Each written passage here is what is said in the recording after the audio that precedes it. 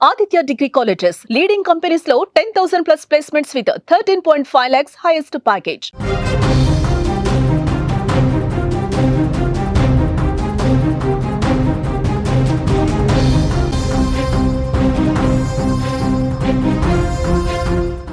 Big breaking news చూస్తున్నాం. నిమిషప్రియ ఉరి శిక్షపై tension కొనసాగుతూనే ఉంది. ఉరి ఆపేందుకు భారత్ చేస్తున్న ప్రయత్నాలు ఫలించటం లేదు. మత పెద్దల సంప్రదింపులు కూడా విఫలమవుతున్నాయి. ఎవరి మాట వినటం లేదు బాధిత కుటుంబం. బ్లడ్ మనీకి అవసరం లేదని చెప్పి మెహదీ సోదరుడు చెప్పడంతో ఒక్కసారిగా టెన్షన్ మళ్ళీ మొదలైంది. నిమిషకు ఉరి తీయాల్సిందే అంటూ ఆ కుటుంబం పట్టుబడుతోంది. నిమిషను బాధితురాలుగా చిత్రీకరించడంపై అసంతృప్తి వ్యక్తమవుతున్నటువంటి పరిస్థితి. యెమెన్లో ఉరి శిక్ష నుంచి నిమిషప్రియను కాపాడలేమా అంటే అవుననే సమాధానం ఎక్కువగా వినిపిస్తోంది.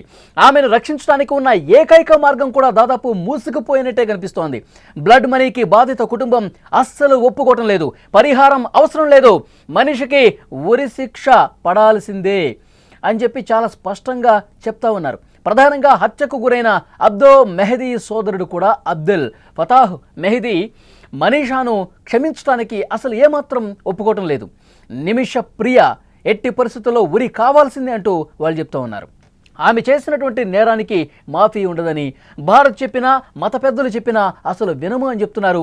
శిక్ష పడాల్సిందే అంటూ ఖరాఖండిగా తేల్చి చెప్తున్నటువంటి పరిస్థితి. జూలై 16వ తేదీన అమలు కావాల్సిన ఉరి వాయిదా వేయడంతో కాస్త ఆశలు చిగురించాయి.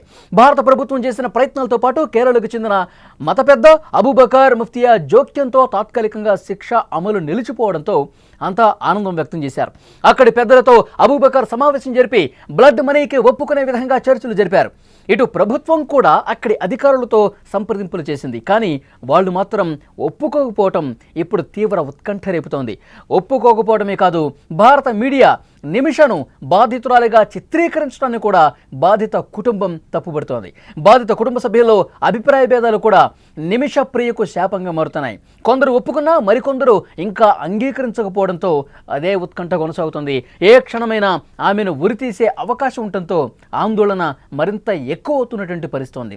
ఇక్కడ ఉన్నటువంటి మత పెద్దలు నిరంతరం సంప్రదింపులు జరపడంతో అక్కడి జైలు అధికారులతో ప్రాసిక్యూషన్ కార్యాలయ అధికారులతో మాట్లాడి కొంతవరకు కొన్ని రోజులు సమయం ఇప్పించుకోగలిగారు.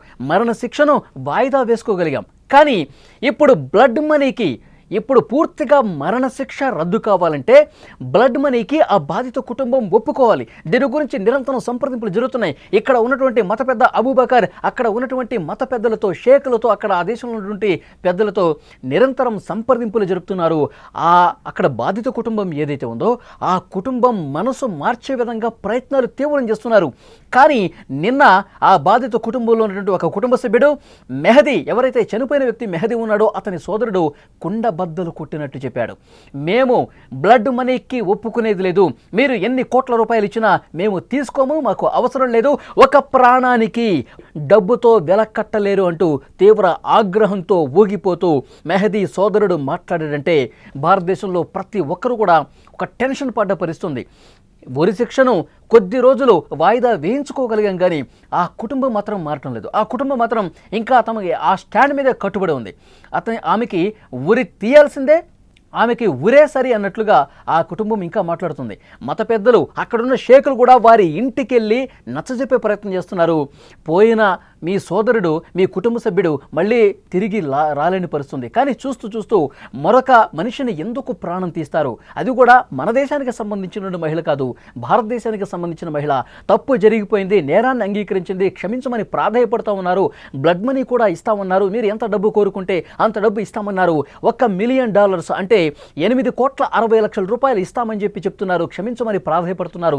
ఒప్పుకోవచ్చు కదా అని వాళ్ళు కూడా రిక్వెస్ట్ చేస్తున్న పరిస్థితుంది. అక్కడ ఉన్నటువంటి షేకులు కూడా ఆ కుటుంబాన్ని కలిసి రిక్వెస్ట్ చేస్తున్నారు. కానీ కుటుంబంలో రెండుగా డివైడ్ అయిపోయిన పరిస్థితుంది. కొంతమంది ఏమో సరే ఒప్పేసుకుందాంలే అని మాట్లాడుతున్నారు. మరికొంతమంది వాళ్ళ సోదరుడు లాంటి వాళ్ళు ఏం చెప్తా ఉన్నారు? ప్రాణానికి డబ్బుతో వెలకట్టలేరు, నేరానికి తగిన శిక్ష పడాల్సిందే. ఇంకొక విషయం కూడా చాలా క్లియర్గా ఆ సోదరుడు చెప్తా ఉన్నాడు.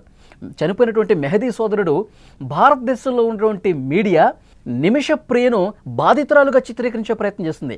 ఆమె బాధితురాలు కాదు, దోషి, తప్పు చేసింది, మా సోదరుడిని చంపేసింది, ఆమెకి శిక్ష పడాల్సిందే అంటూ అతను మాట్లాడుతూ ఉన్నాడు. భారతదేశం మీడియా మొత్తం కూడా నిమిష వైపు నిలబడి మాట్లాడుతుంటే నాకు ఆశ్చర్యం అనిపిస్తుంది. ఆమె దోషి, తప్పు చేసింది, శిక్ష అనిపించాలి కదా, ఇంకా ఆమెకేదో జరిగిపోతుంది, ఆమెకేదో అన్యాయం జరుగుతుంది అంటూ మాట్లాడుతున్నారు. ఆమెని బాధితురాలుగా చిత్రీకరించే ప్రయత్నం చేస్తున్నారు. ఇది కరెక్ట్ కాదు అంటున్నారు. కానీ ఇక్కడ ఉన్నటువంటి మత పెద్ద అబూబకర్ చాలా సీరియస్గా ఇంకా తీవ్రమైనటువంటి ప్రయత్నాలు చేస్తూ ఉన్నారు. ఆ కుటుంబం మనసు మార్చడానికి ప్రయత్నాలు కొనసాగుతున్నాయి. ఇది నిరంతర ప్రక్రియ. పొద్దున మాట్లాడుతున్నారు, మధ్యాహ్నం మాట్లాడుతున్నారు, సాయంత్రం మాట్లాడుతున్నారు, అక్కడ ఉన్నటువంటి షేకులతో మాట్లాడుతూ ఉన్నారు. చూస్తూ చూస్తూ ఒక ప్రాణం తీయటం కరెక్ట్ కాదు, ఒక్కసారి మళ్ళీ ఆలోచించండి అని చెప్తున్నారు.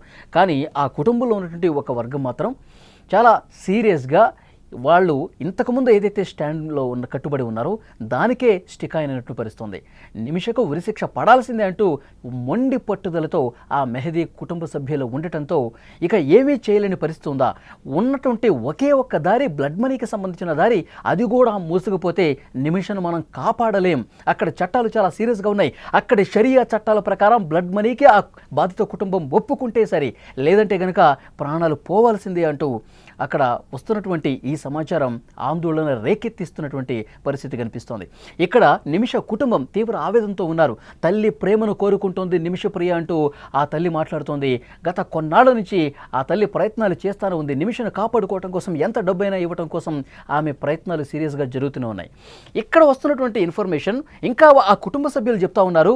భారతదేశంలో ఉన్నటువంటి ప్రముఖ నాయకులు, ప్రధాని మోదీతో సహా ఇతర నేతలు, పెద్ద పెద్ద నేతలు ఎవరైనా సరే, ఎలాంటి వాళ్ళు చెప్పినా సరే మేము వినిపించుకోము, మేము వినము. ఆమె తప్పు చేసింది, చాలా ఘోరమైనటువంటి తప్పిదం చేసింది, ఆమెకు శిక్ష పడాల్సిందే. మోదీ చెప్పినా, ఇంకొక నాయకుడు చెప్పినా, ఎవరు చెప్పినా మేము వినము అని చెప్పి ఇంటికొచ్చి మాట్లాడుతున్న వాళ్ళతో తేల్చి చెప్తున్నారంటే అర్థం కాని సిచ్యువేషన్ కనిపిస్తోంది. అసలు ఏం చేయాలో పాలుపోని పరిస్థితి కనిపిస్తుంది. కానీ ఏదో ఒకరోజు వాళ్ళు మెట్టు దిగుతారు, వాళ్ళు మెత్తబడతారు. ఈ ధీమాతోనే అబూబకర్ లాంటి వాళ్ళు ప్రయత్నాలు చేస్తూ ఉన్నారు. ఎందుకంటే అక్కడ ఆ దేశంలో ఉన్నటువంటి మత పెద్దలు చెప్తే కొంతవరకు వింటారు. కానీ ఈ కుటుంబం మాత్రం చాలా గట్టిగా పోరాటం చేస్తూ ఉంది. ఒకానొక సందర్భంలో ఈమె ఉరిశిక్ష వాయిదా పడటంతో ఆ కుటుంబం ఆశ్చర్యం వ్యక్తం చేసిందట. అసలు ఏం జరుగుతుంది, ఎందుకు వాయిదా వేశారు? ఆమెను మరణశిక్ష డేట్ కూడా ప్రకటించారు కదా, జైల్లో ఏర్పాట్లు కూడా జరిగిపోయినాయి కదా, ఇక ఉరి అయిపోతుంది అనుకున్న సమయంలో వాయిదా పడటం ఏంటి? మేము ఆశ్చర్యం వ్యక్తం చేశాం. ఇంకా నిమిషప్రియను బాధితురాలుగా ఎందుకు చూస్తున్నారంటూ ఆ కుటుంబం మాట్లాడటంతో ఒక్కసారిగా భారతీయుల్లో, ఎందుకంటే నిమిషప్రియకు ఉరిశిక్ష అమలు కాబోతుందని చెప్పి ఎప్పుడైతే వార్తలు వచ్చినాయో, జూలై 16వ తారీఖున ఉరిశిక్ష వేసేస్తామని చెప్పి ఎప్పుడైతే వార్త వచ్చిందో అప్పటి నుంచి కూడా భారతీయులు చాలామంది కూడా ప్రార్థనలు చేస్తూ ఉన్నారు. నిమిష ప్రాణాలతో బయటకు రావాలి, ఆమె తప్పు చేసింది సరే, ఆ కుటుంబానికి మళ్ళీ ఏదో రకంగా న్యాయం చేద్దామని చెప్పి ఆలోచన ఉంది కదా. మన దేశ పౌరురాలు, మన దేశానికి సంబంధించిన మహిళ నర్సు అక్కడ ఆ దేశంలో ప్రాణాలు కోల్పోవటం అత్యంత బాధాకరమైన విషయం. దయచేసి దీన్ని తప్పించండి అంటూ ఇక్కడ ఉన్న మత పెద్దలకు ట్యాగ్ చేస్తున్నారు.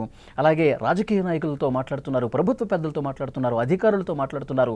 ఇక్కడ మత పెద్దలతో కూడా సీరియస్గా ప్రయత్నాలు అటువైపు నుంచి చేస్తున్న పరిస్థితుంది. కానీ ఇప్పటి వరకు, ఈ క్షణం వరకు వచ్చినటువంటి సమాచారం, సమాధానం ఇంకా ఆ మెహదీ కుటుంబం, ఆ బాధిత కుటుంబం మెత్తబడలేదు. ఎవరు చెప్పినా వినని పరిస్థితి కనిపిస్తోంది. నిన్న ఆ సోదరుడు ఏవైతే చెప్పాడో ఒక అతిపెద్ద బాంబు పేల్చిన పరిస్థితుంది. ఆమెకి ఉరిశిక్ష నుంచి తప్పించుకుంది, బ్లడ్ మనీ కూడా అంగీకరిస్తారు, ఇక త్వరలోనే బయటకు వస్తుంది అనుకున్న సమయంలో ఆ కుటుంబ సభ్యులు చెప్పినటువంటి మాటలు వింటే ఉన్న కొద్దిపాటి ఆశలు కూడా ఆవిరైపోయినటువంటి పరిస్థితి ఉంది. సో ఇంకా హోప్స్ అయితే కనిపిస్తున్నాయి. అబూబకర్ లాంటి వాళ్ళు ఉండటంతో, ఉరిశిక్షను వాయిదా వేయించగలిగిన వాళ్ళు ఉండటంతో ఇంకా కొద్దిపాటి చిన్న చిన్నగా ఆశలు అయితే ఉన్నాయి. ఆ కుటుంబంలో కొంతమంది ఉరిశిక్ష కరెక్ట్ అని చెప్తున్నప్పటికీ కూడా ఇంకా ప్రయత్నాలు జరుగుతుంది. ఎందుకంటే అక్కడ ఉన్న జైలు అధికారులు కూడా కొన్ని రోజుల సమయం ఇచ్చారు కాబట్టి ఎన్ని రోజుల సమయం అనేది చెప్పలేదు. మరొక రోజుకు వాయిదా వేస్తామని మాత్రమే చెప్పారు. ఒకవేళ డేటు ఉంటే కనుక అది ప్రకటిస్తారు. కాబట్టి ఇప్పటికిప్పుడైతే ఆ సమాచారం లేదు, ఊరి తీసేస్తున్నాం అన్న సమాచారం అయితే ఇంకా రాలేదు. సో కాబట్టి కొద్ది రోజుల సమయం ఉంది కాబట్టి కొద్ది రోజుల్లో ఆ కుటుంబం మనసు మారటానికి, ఆ కుటుంబం కొంత మెత్తబట్టడానికి ప్రయత్నాలు అయితే చాలా సీరియస్గానే జరుగుతున్నాయని చెప్పాలి. ప్రభుత్వ పెద్దలు కూడా, భారతదేశంలో ఉన్నటువంటి ప్రభుత్వ పెద్దలు కూడా ఆ దేశ పెద్దలతో మాట్లాడి ఏదో విధంగా నిమిషను కాపాడే ప్రయత్నం చేయాలి. అది కూడా చాలా సీరియస్గా చేయాల్సినటువంటి అవసరం కనిపిస్తోంది.